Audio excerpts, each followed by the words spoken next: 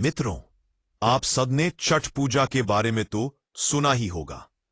छठ पूजा उत्तर प्रदेश, झारखंड और खासकर बिहार में विशेष महत्व रखती है। यह सिर्फ एक पर्व नहीं बल्कि एक महापर्व है।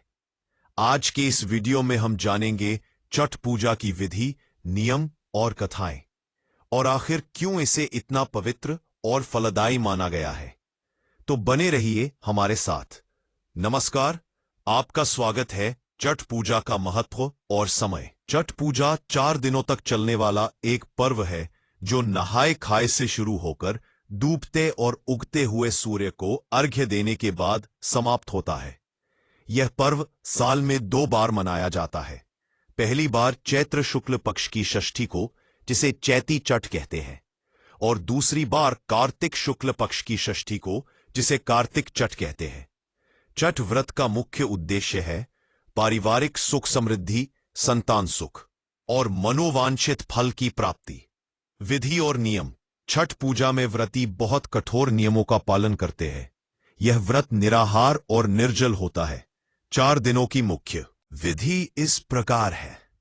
पहले दिन व्रती गंगा या पवित्र नदी में स्नान कर शुद्ध भोजन करते हैं। दूसरे दिन व्रती पूरा दिन निर्जल उपवास रखते हैं और शाम को गुड़ और चावल से बनी खीर का प्रसाद बनाकर उसे ग्रहण करते हैं। तीसरे दिन व्रती घाट पर जाकर डूबते सूर्य को अर्घ्य अर्पित करते हैं।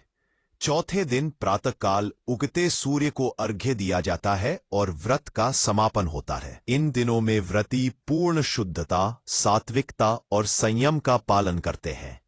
छठ पूजा की कथाएं।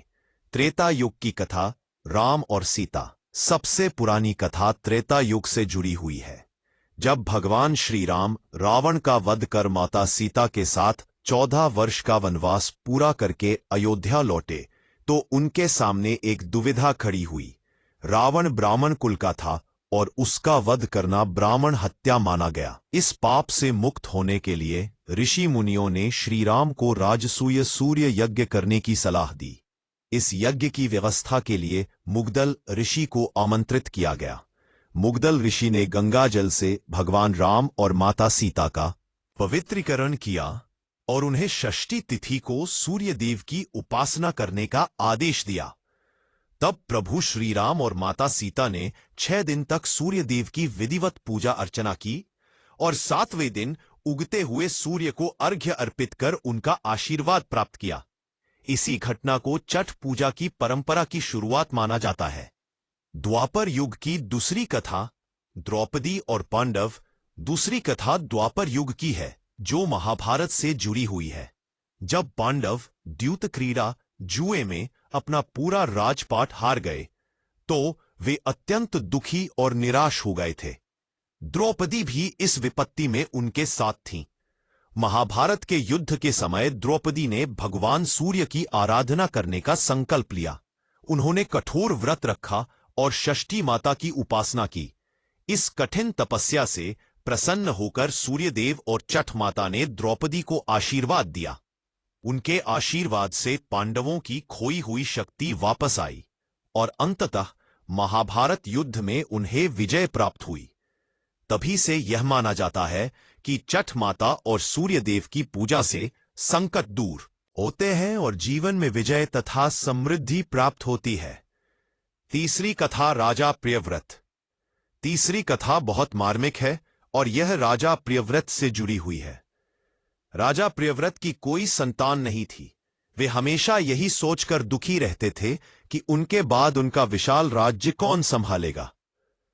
पुरोहित ने उन्हें महर्षि कश्यप से मिलने की सलाह दी। महर्षि कश्यप ने उन्हें पुत्रेष्ट यज्ञ करने का परामर्श दिया। राजा ने यज्ञ कराया और परिणाम स्वरूप महारानी ने एक पुत्र को जन्म दिया। लेकिन दुख की बात यह रही कि वह पुत्र मृत पैदा हुआ। पूरा राज्य शोक में डूब गया। राजा प्रियव्रत ने निराश होकर अपने जीवन का अंत करने का निर्णय लिया।